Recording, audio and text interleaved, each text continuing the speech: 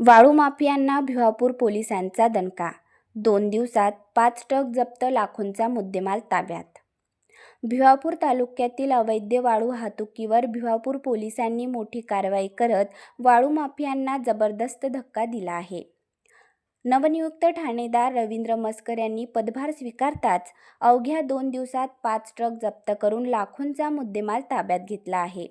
या कारवाईमुळे वाळू तस्करात खळबळ उडाली असून त्यांच्या हालचालीवर आळा बसल्याचे चित्र आहे.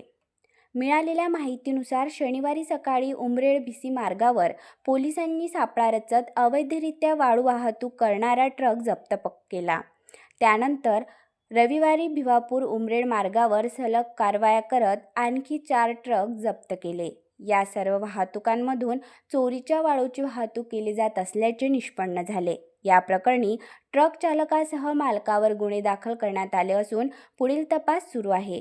पोलिसांनी जप्त केलेला ट्रक व वाळूचा एकत्रित मुद्देमाल लाखोंच्या घरात असल्याचे सांगितले जात आहे.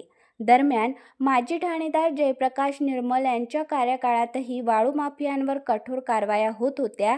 त्यांच्या सातत्यपूर्ण धडक मोहिमेमुळे अवैध वाळू वाहतुकीवर मोठ्या प्रमाणात नियंत्रण आले होते. मात्र 24 मार्च रोजी त्यांच्या बदलीनंतर वाळू तस्करांनी पुन्हा डोकेवर काढण्याचा प्रयत्न केला होता, परंतु नव्याने रुजू झालेले सहाय्यक पोलीस निरीक्षक रवींद्र मस्कर यांनी पदभार स्वीकारताच कडक कारवाईचा धडाका लावला.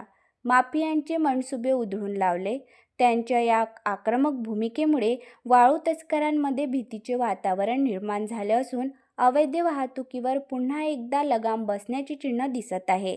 अवैध वाळू उत्खनन व वाहतूक करणाऱ्याविरोधात पुढेही अशीच कारवाई सुरू राहणार असल्याचा इशारा ठाणेदार मस्कर यांनी दिला आहे.